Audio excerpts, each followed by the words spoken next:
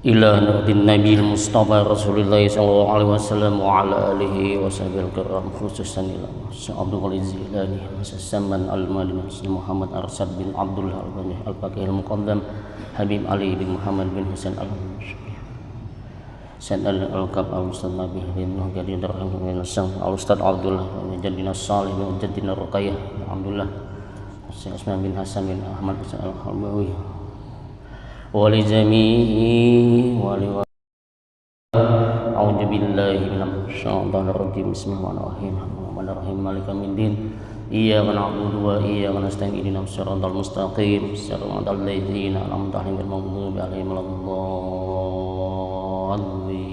waladdallin Assalamualaikum warahmatullahi wabarakatuh. Bismillahirrahmanirrahim.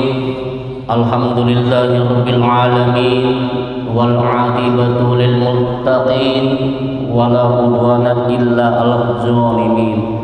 Wassalatu wassalamu ala asyrafil anbiya'i wal mursalin sayyidina wa maulana Muhammadin wa ala alihi wa sahbihi ajma'in. Wala hawla wala quwata illa billahil aliyyil azim. Amma ba'd.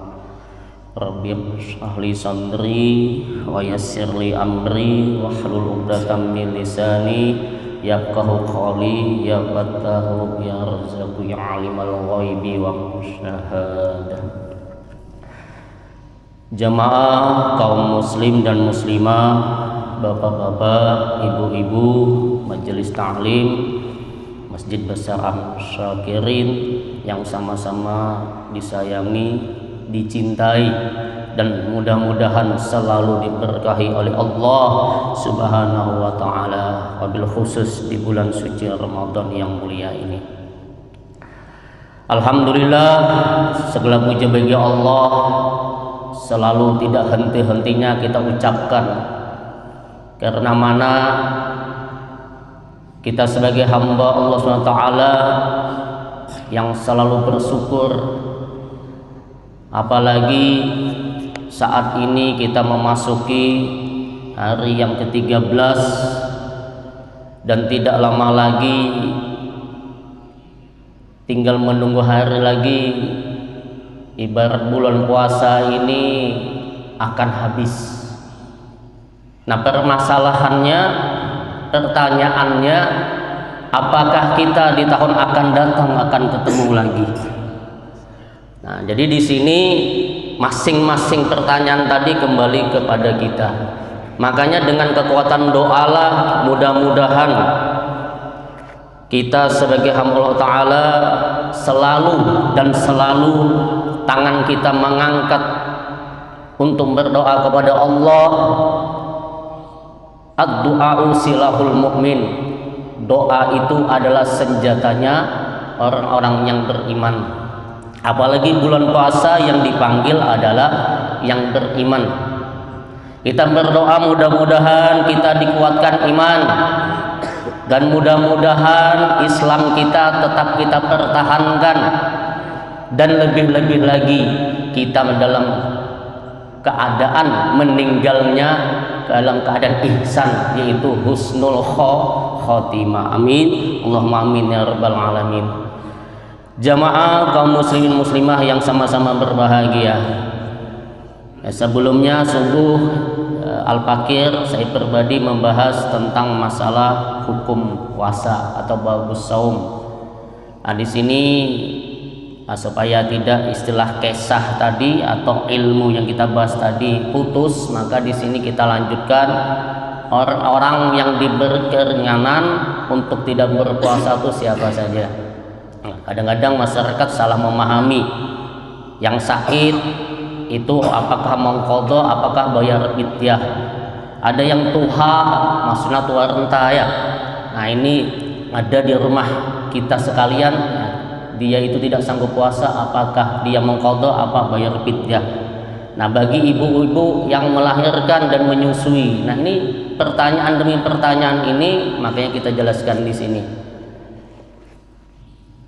Yang pertama, wajib membayar puasa, maksudnya mengqadha setelah bulan puasa, maksudnya bulan Syawal. Nah, yang pertama siapa? Orang yang sakit dan ada harapan untuk sembuh. Nah, ini bila inya demam di bulan puasa tapi sembuh, nah ini wajib hukumnya dia itu mengqadha. Maksud mengqadha itu mengganti di bulan selain bulan Ramadan. Nah, ingat ini. Tapi sakitnya itu yang jelas masih bisa dia lakukan untuk berpuasa setelah bulan Ramadan. Maksudnya ada harapan untuk sembuh. Yang kedua, orang yang dalam perjalanan. Nah, jemaah sekalian, bahnyut semuanya. Jadi bahnyut itu dia otomatis di dalam auto tadi mabuk, muntah. Nah, walaupun dia dalam keadaan puasa, tapi mabuknya tadi, muntahnya tadi membahayakan untuk kesehatannya dan membuat dia lebih sakit, lebih parah fisiknya, maka dia wajib berbuka di dalam mobil auto atau bis kah, atau pesawat kah, atau kapal laut. Nah, ini kalau dia di situ tidak melaksanakan ibadah puasa karena dalam perjalanan, maka dia wajib mengqadha. Wajib ini. Nah, jadi tidak boleh tidak, maka dia wajib membayar puasanya yang dia tadi tidak puasa di bulan Ramadan. Yang ketiga, orang yang sedang haid. Nah, ini jelas sudah, makanya suami-suami ini ya. Nah, kita sebagai suami ya, jangan cuek acuh dengan bini. Nah, kadang-kadang kita sebagai suami ini ya lihati bini puasa tadi seminggu apa 5 hari. Ini banyak kasus kejadian ya kan, lakinya udah tahu, bini ini ingat, ih aku seminggu tadi udah puasa. Nah, padahal sudah bulan Sa'ban itu. Nah, otomatis kalau sudah bulan Sa'ban, kalau dia tidak sampai selesai seminggu atau berapa hari masuk bulan puasa ini, maka dia wajib didenda, maksudnya bayar fidyah. Nah, ini yang hati-hati kita. Kalau sampai 3 tahun kalikan aja, ya kan 7 hari seminggu, 3 kali 7 21 tuh. Nah, 21 itu memang diminta tuh 7 on, beras itu 7 on. Ya kita menjadikan sekilo lah, tambahin 3 on kan. Nah, jadi kalau seumpamanya 21 kalau dikali 7 kan sakit hitungannya. Kita menjadikan 21 kilo aja dah. Nah, itu 3 tahun, 10 tahun. Waduh, kali lagi. Ya ada mungkin hitam ingat kan. Nah, ingati ya. Sebuah hitam ingatnya diusahakan. Nah, ini kadang-kadang ibu-ibu khususnya atau anaknya yang perempuan, tolong sebagai suami saling mengingatkan. Nah, otomatis kan namanya suami itu ya tanggung jawab kepada istri. Nah, maka beban hitam sebagai suami ini luar biasa tanggung jawabnya kepada bini hitam gitu. Nah, jadi yang jelas masalah haid tadi dia wajib mengqadha. Nah, ini 3 daripada dia wajib mengqadha. Nah, adapun wajib membayar fidyah. Nah, maksudnya wajib membayar fidyah tapi tidak puasa. Tidak usah mengqadha dia. Yang pertama adalah orang tua yang sudah pikun, tua renta. Itu menuh ada kan orang tua sih ya kan? Ada umur yang 100 selawi ada. Nah, kemarin di Jentur ada ninggal 1 selawi umurnya, ada 90 tahun ya kan. Nah, ini ada memang yang dari orang tua yang tidak sanggup tadi. Nah, penyakitnya tadi bila inya puasa malah tambah membahayakan fisiknya. Nah, ini sebagai anak kita atau sebagai cucu, jangan kita memaksa orang tua yang renta tadi. Jangan dipaksa. Dosa kita dosa kita dotok. Nah, jangan lihati. Nah, ya kan orang tua ini sudah renta. Nah, tua renta ya tam dia payah dah. Nah, ini boleh dia tidak mengqadha tapi wajib bayar fidyah. Ingati fidyahnya bila 30 hari 30 kilo. Nah, tapi menyana sanggup seumpamanya karena keuangannya ambil 7 on tadi. 7 on tadi kan. Nah, 7 on mah karena keuangannya tadi ha. Nah, ini wajib dia membayar fidyah orang tua yang sudah tua renta. Jemaah yang dimuliakan Allah Subhanahu wa taala. Allahumma shalli ala sayyidina Muhammad. Nah, ngantuk kali ku lihat nih. Selawat aja dah. Yang kedua, nah, orang yang sakit tidak punya harapan untuk sembuh. Ada orang tua. Tadi tua renta, ini pulang tua, pulang penyakitan pulang. Nah, penyakitan. Nah, ini tidak ada harapan sembuh setahun, 2 tahun, 3 tahun, ada yang sampai 10 tahun.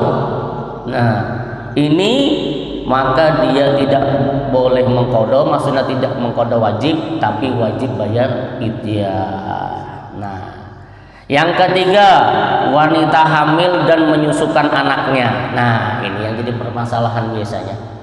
Ibu-ibu ini merasa aku udah hamil, udah beranak ya, mengqadha pulang.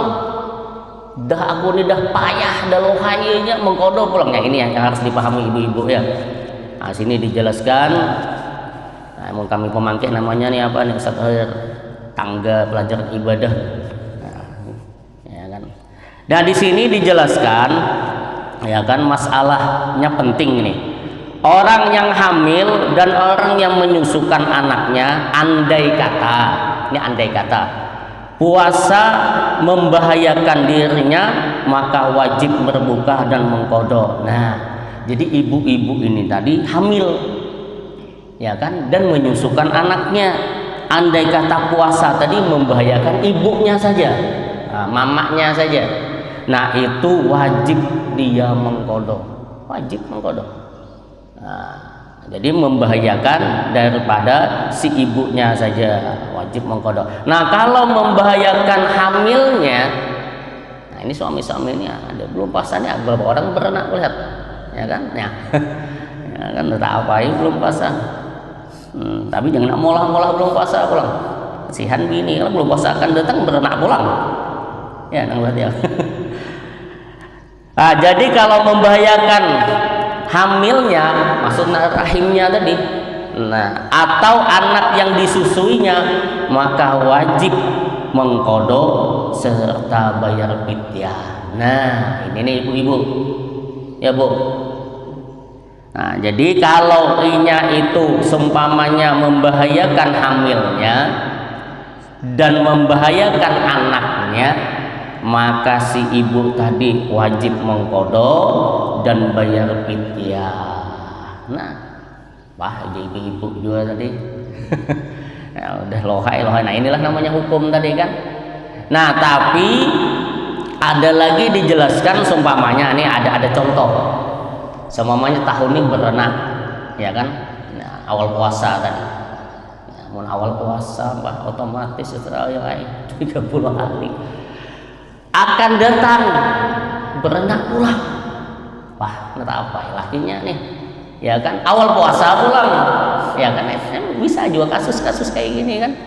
Bapak harus setahun ya, 2 bulan sudah bini nambel nih, akan datang beranak pulang, ya kan namanya ibaratnya Allah Ta'ala memberikan anak tadi, ya kan semuanya keturunan tadi. Jadi sampai 3 tahun nih semuanya bisa anak, apalagi sampai 4 tahun. Nah, kalau dihitung seperti ini, otomatis puasanya tadi kan kalau dihitung 90 hari setengah. Nah, ini apabila si ibu tadi, ya kan, nah ini kan jelas sudah darurat namanya nih, hukumnya terpedesak hitam juga. Sedang sebulan jimpayah, apalagi sampai 3 bulan, ya kan. Sedang orang hukum jima bini di siang hari, ya kan, mulai terbit pajang sampai terbenam matahari kan digawinya bini itu dijimaknya. Nah, hukumannya kafaratnya 2 bulan, ini 3 bulan. Nah, maka ini si ibu tadi boleh dia bayar fidyah. Nah, makanya lihat situasi kondisi tadi, lihat situasi kondisi dan tidak mengqadha karena kesulitan tadi. Nah, dia tidak mengqadha tapi dikalikan 90 kilo. Nah, tapi bila seumpamanya dia sanggup, nah dengan 30 kali 3 tadi 90 hari, lebih baik dia mengqadha, lebih baik. Jadi hukum itu lihat situasi dan kondisi. Nah, jadi jangan berpaksaan haram semuanya, mubah semuanya, subhat. Nah, ini tentang masalah hukum yang mengqadha dan bayar fidyah. Jemaah yang dimuliakan oleh Allah Subhanahu wa taala. Nah, selanjutnya bab tentang hal-hal yang dibolehkan ketika puasa. Nah, ini hati-hati nih, masih waktu ada puasa nih kan. Awalan yang pertama, dalam keadaan junub dan menyelam. Nah, di sungai menyelam ya, boleh enggak? Boleh. Maksudnya junub kan, ya, berarti yang malam tadi, malam Jumat kan. Nah, Jumat tadi tegetil ini kan. Nah, jadi habisnya apa? Waktu itu mau mandi tapi waktu udah imsak dah. Nah, sempat lagi, otomatis dia mandi pas waktu azan subuh. Nah, sedangkan azan subuh itu sudah masuk waktu puasa. Boleh dia mandi? Boleh. Tapi mandinya hati-hati. Jangan mandi plus habis ke hidung segala, namakan air ke hidung sini kan. Karena mandi wajib itu wajib menyampaikan air dari ujung rambut sampai ujung kaki. Yang lobeng-lobeng nih tamakan juga nih. Nah, lobeng hidung, lobeng telinga. Tapi hati-hati, maksudnya pelan-pelan namakan. Nah, boleh mandi, tapi pelan-pelan. Dan menyelam, boleh menyelam. Nah, mandi di sungai kan, sini kan banyak sungai, nah, banyak danau, mandi semuanya. Ya kan, mau ada ledeng nyaman aja mandi. Di betang mandi biasa di betang. Nah, nyelam dia, boleh nyelam, mandi sambil nyelam, tapi jangan diteguk. Nyelam ya. Nah, ini molah-molah istilahnya kesengajaan namanya. Nah, itu boleh, ya kan. Yang ketiga, memakai celak mata dan meneteskan obat atau lainnya ke dalam mata. Nah, boleh. Mata kan sakit kan. Nah, pakai celak mata boleh dan meneteskan obat mata ke mata boleh. Kenapa? Sebab karena istilahnya itu tidak sampai ke perut, tidak sampai kan, nggak boleh. Tapi kalau seumpamanya Bang ngorek telinga, nah ini hati-hati ini, ya kan, seperti memasukkan air untuk mandi kan ya. Jadi pelan-pelan, jangan nyocok sampai ke dalam. Nah, saking nyaman. Nganu telinga semuanya pas ke dalam sudah lain. Nah, ini hati-hati bisa batal. Ya kan, sampai ke dalam ini cocokan telinga nih. Ke dalam bujong nih. Tadi yang jelas bolehnya itu hati-hati karena itu puasa. Nah, jadi jangan biasakan semuanya. Ya kan, nganu telinga tuh. Pelan-pelan aja gitu bagaimana tegak tuh. Nah, ke dalam sampai gini ya. Bisa aja kan, setiap telinga tuh beda-beda ya, ada yang panjang dengan lubangnya ini. Nah, itu boleh etam meneteskan obat mata atau memakai celak. Nah, yang ketiga, nah maaf, mencium bini. Nah, mencium bini ini makanya udah menkawin bulan Sa'ban tuh. Nah, ujung-ujungnya ini kada tahan ya, makanya nikah bulan Sa'ban ujungnya. Nah, mencium bini ini ada dua pendapat. Jadi Ibnu Abbas ya kan ditanya. Pertama yang bertanya nih Tuha, nah, ya kan, yang Tuha nih kan, yang kepala 50, 60, ya itu yang tanya. Wahai Ibnu Abbas, bolehkah aku belum puasa cium bini? Ujar Ibnu Abbas, halal, boleh. Apa orang Tuha kan senang aja kan, kelas Tuha. Lalu waktu itu yang tanya kedua yang muda. Nih yang muda tanya. Ibnu Abbas, boleh apa aku cium bini? Haram. Ibnu Abbas juga, nggak boleh. Nggak boleh. Lalu yang muda tadi, ya Tuhan kawa, yang muda nggak kawa. Di mana bedanya? Nah, lalu Ibnu Abbas tadi, maaf nih hukum ya, kita harus bisa memahami hukum. Satu kasus, satu masalah, tapi beda. Lalu Ibnu Abbas tadi menjelaskan, wahai yang muda, kenapa kamu tidak dibolehkan? Kamu ini masih muda, sedikit pengalaman, menahan syahwatmu itu tidak sama yang tua. Ini kata Ibnu Abbas. Jadi makanya kata Ibnu Abbas, kamu tidak saya bolehkan sesuai dalilnya, yang tua saya bolehkan. Nah, ingati kalus. Nah, bila umurnya 17, 18 nerawa, 20 nerawa, pokoknya batasnya 50. Ini seumpamanya, ya istilahnya hukum tadi hak mencium bini kan sepele mah tuh. Bahayanya anak haji bateang mencium banyak nyasar ke lain. Nah, ini jadi masalah. kata Ibnu Abbas tadi, syahwatnya tadi yang tidak bisa ditahannya. Yang keempat, nah ini banyak yang injeksi atau suntikan. Nah ini boleh, belum puasa boleh, sebenarnya vaksin kan boleh aja. Nah jadi kalau injeksi atau suntikan boleh, tidak membatalkan puasa. Beimpus bang, nah ini ada masalah beimpus. Jadi beimpus itu dalam bulan puasa, ahli dalam kesehatan, dokter nang ahli, ternyata impus itu ternyata diteliti ya tidak mengenyangkan sebenarnya, ada mengenyangkan, istilahnya hanya sebatas itu aja. Jadi boleh kita berimpus dalam bulan puasa, tidak membatalkan puasa. Nah jadi ahli yang menangan, oh ternyata tidak membatalkan. Nah itu, ini kan pendapat. Nah, ya, pendapat dalam masalah berimpus boleh. Ada keluarga kan puasa dia, nah tapi tidak membahayakan, maksudnya kawah aja dia puasa impus mah kan, nah itu boleh. Nah selanjutnya yang kelima, bekam. Nah bekam, boleh nggak bekam? Boleh dalam bulan puasa. Tapi apabila seumpamanya yang dibekam tadi tambah lemah, yang dibekam tadi lemah tubuh kan, boleh nggak boleh? Nah jadilah situasi dan kondisi bila lemah yang si pasien tadi ya kan berbekam tadi, maka tidak dibolehkan. Tambah lemah dikit tubuh bayi berbekam kan. Ini lebih baik tidak usah bekam. Lebih jam dah. Yang selanjutnya keenam, berkumur-kumur. Nah boleh ya kan, berkumur boleh.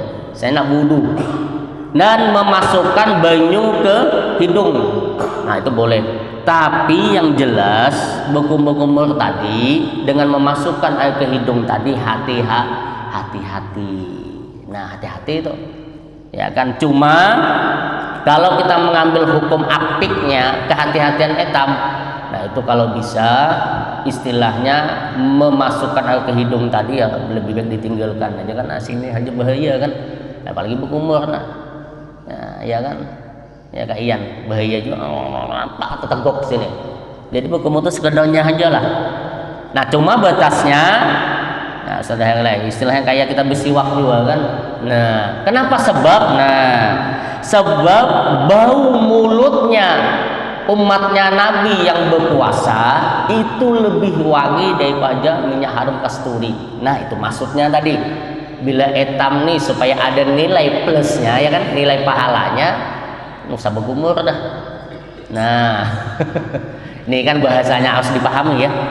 Nah ini ya kan baunya tadi, nah, makanya sikat gigi itu kan lebih mewangikan. Nah makanya batasnya waktu juhur itu sudah makruh, itu bisa ngelewat itu.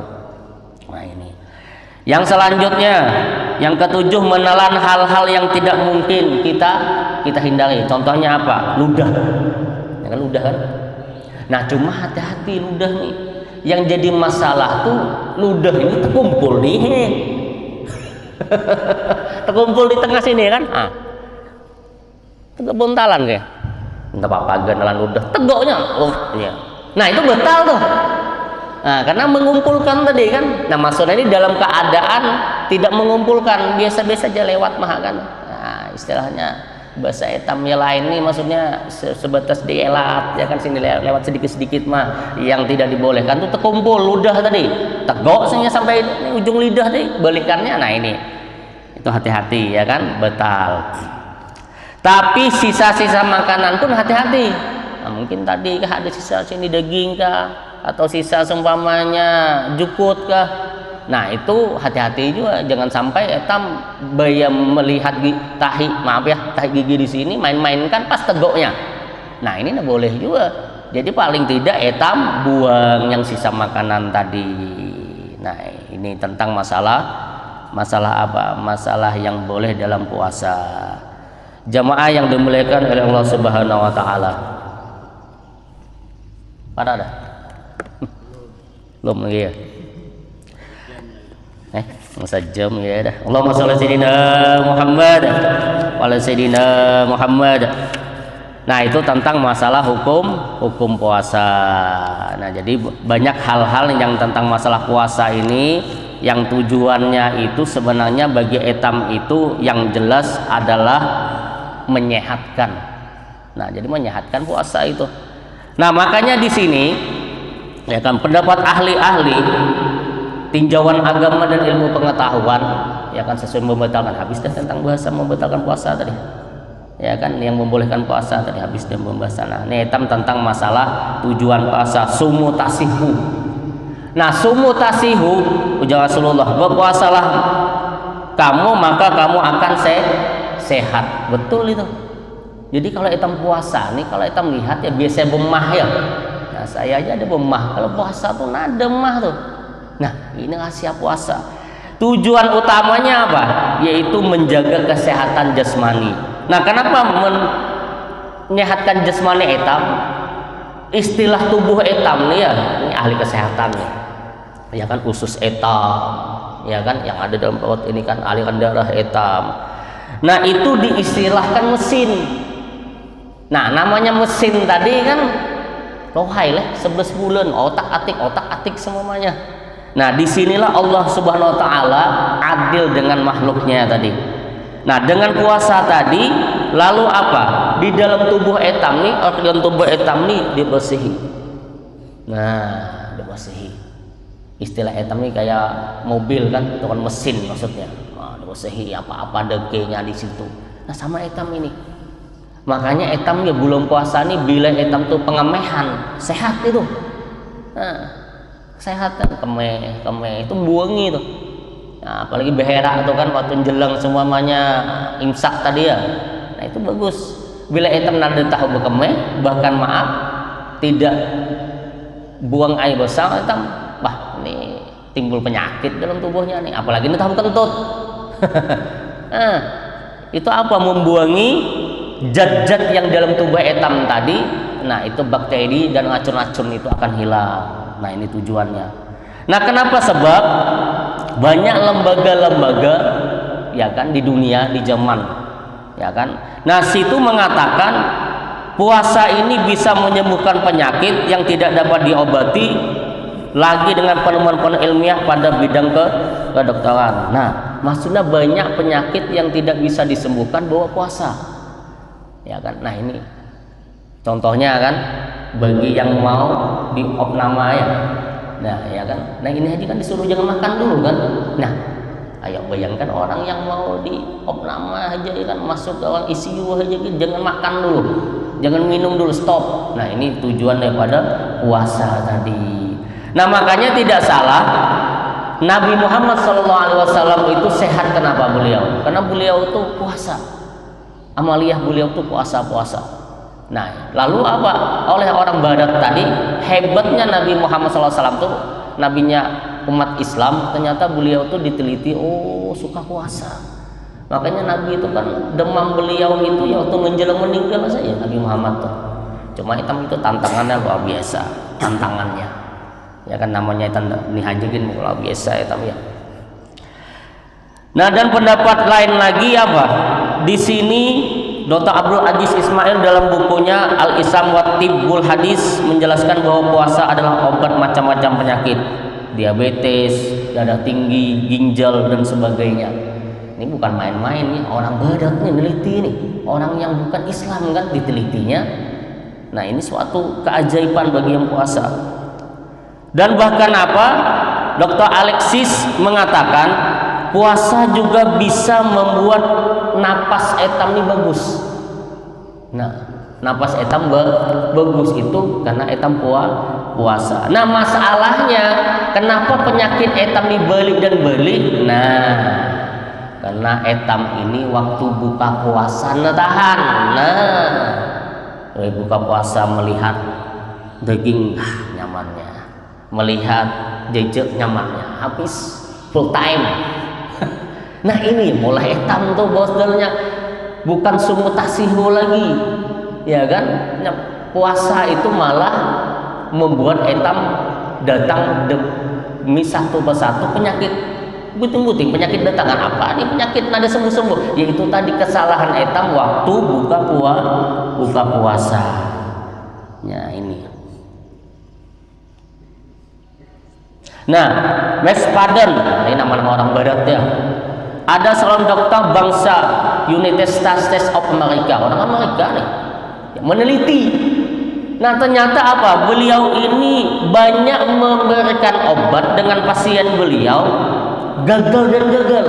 Obat ini dikasih gagal, obat ini gagal.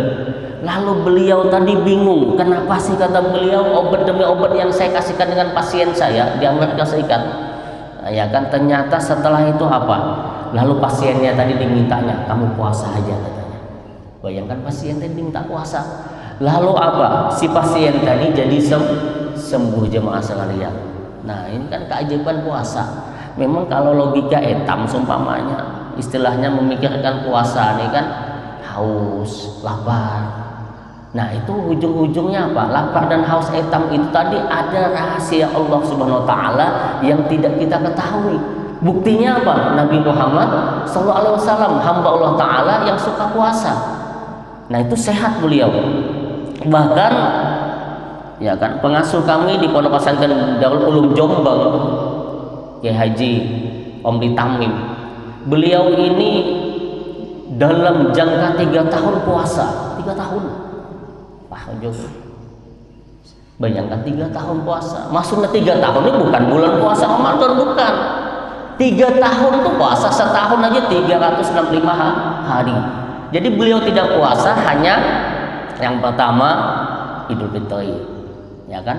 Nah itu tidak puasa toh, ya kan? Kenapa? Sebab karena haram hukumnya. Yang kedua Idul Adha, ya kan? Itu tidak boleh puasa, tapi Idul Adha tuh haram hukumnya. Yang ketiga 11, 12, 13 hari-hari tas tidak boleh kita puasa.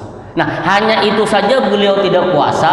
Ternyata diteliti beliau ini orangnya apa? Menjadi seorang ulama khususnya di Pulau Jawa waktu itu di Jombang. Beliau luar biasa otaknya tuh, nah otak beliau ini termasuk santri yang disayangi oleh pendiri NU yaitu Kiai Hasyim Asy'ari. Disayangi, saking sayangnya dengan Kiai Haji Omri Tamim tadi beliau dijadikan menantu. Nah, dijadikan menantu saking sayangnya tadi. Bayangkan 3 tahun. Nah, ya kan selain hari-hari yang Bapak tadi 5 tadi, ya kan? Idul Adha, Idul Fitri 2 tambah tasik 3, 5. Selainnya beliau puasa. Nah ini, jadi itu contoh daripada hamba Allah Subhanahu Wa Taala yaitu melaksanakan puasa. Jadi untuk kesehatan jasmani. Nah makanya apa? Makanan jasad kita, makanan tubuh kita itu adalah ya kayak nasi, ya kan? Nah bila etam makan kan loyo. Nah jelas bila minum haus. Nah itu makanan jasmani etam. Tapi yang paling inti kerja Imam Al-Ghazali, ya kan? Nah makanan yang paling utama adalah makanan etamnya. Apa makanannya? Ya yaitu yang dibuat oleh almarhum Kiai Haji Darham di buku beliau, saya pernah baca, ya kan? Beliau belajarkan guru-guru beliau. Makanya orang-orang yang ingin melawan nafsu, ya kan, maksudnya nafsu amar bisu ini maksudnya ingin melawan kejahatan. Bila anda maksiat pening malahnya. Allahumma shalli sayyidina Muhammad wa ala sayyidina Muhammad. Jadi kata beliau, makanya bila etam nih pingin mengalahkan nafsu amar bisu yang sukanya maksiat, sukanya melakukan dosa, itu banyak-banyak membaca zikir la ilaha illallah, la ilaha illallah. Nah dari sini kan alhamdulillah sembuh itu kan. Nah karena menyingkat waktu tadi kan singkat mah.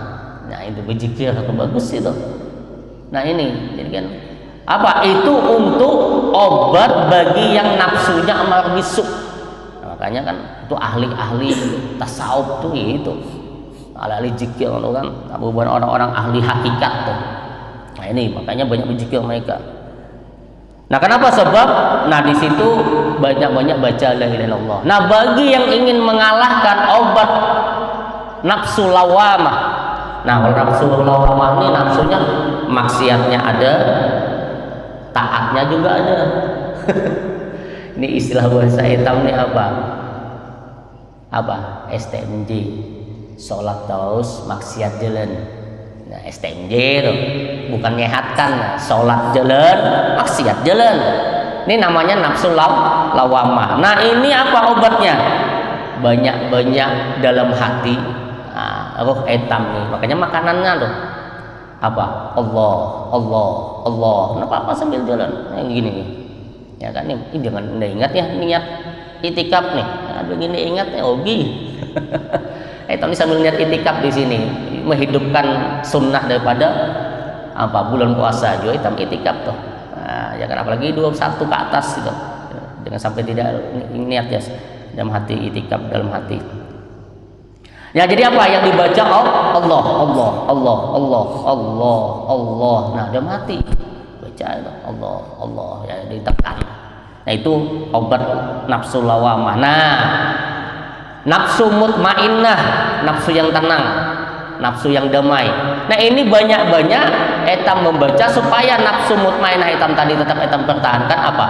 Hu. Nah ya bacaannya ya kan. Bila anda paham apa hu-hu-nya belajar ilmu tauhid ya, ilmu tasawuf belajar nih hu apa aja hu itu dia siapa.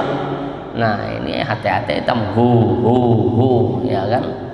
Nah makanya kan Seseman Al-Madani itu kan bila membaca la ilaha illallah 166 kali 166 tuh.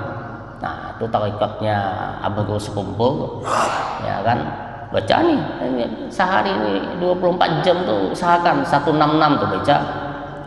Nah setelah itu baca apa Allah 77 kali baca menumat maha Allah mana Allah yang ngantok namanya ada nyebut Allah aja engkau ya.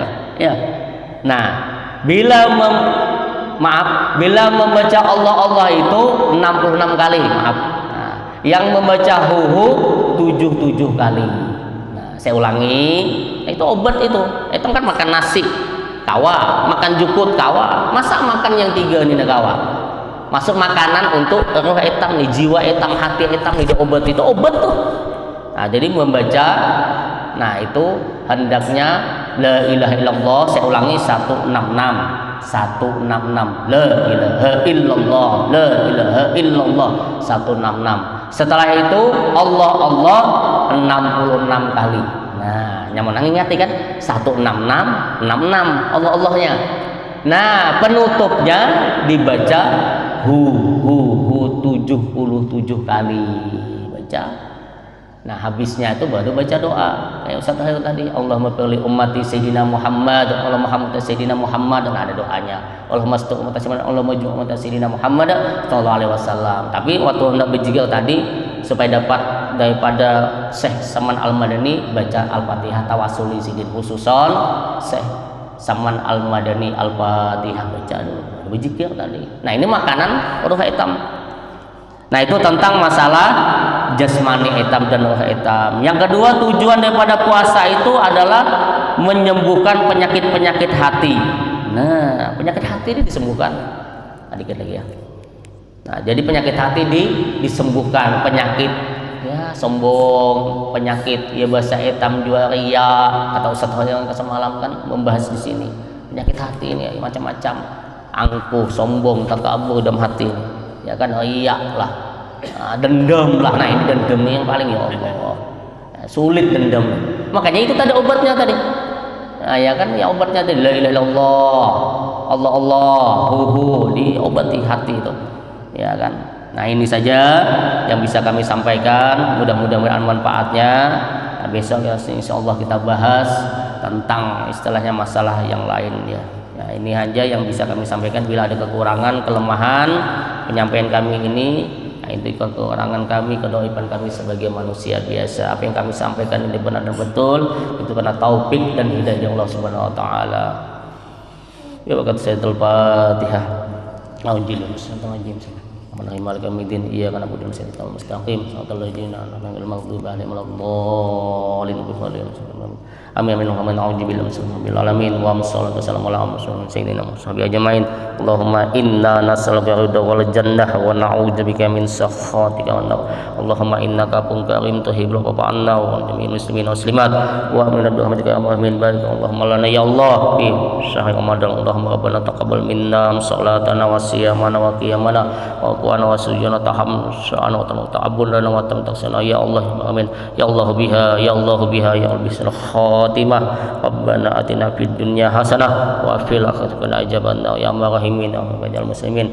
Wa sallallahu ala sayyidina Muhammad wa sallam subhanahu wa ta'ala amaisipun wassalamu rabbil alamin. Taqabbal majelis wa bihamdika amsyadu nastaghfiruka wa atubu ilaik wa billahi. Assalamualaikum warahmatullahi wabarakatuh.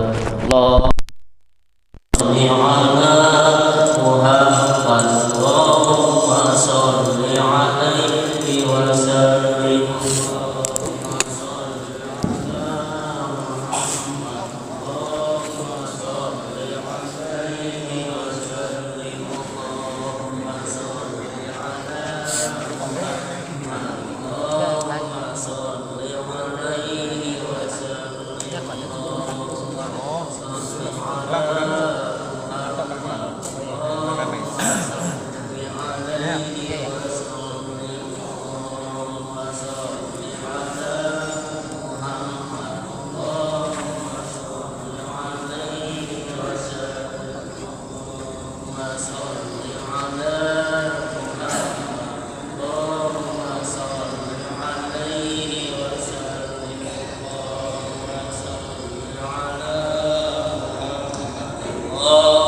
Sallallahu alaihi wasallam.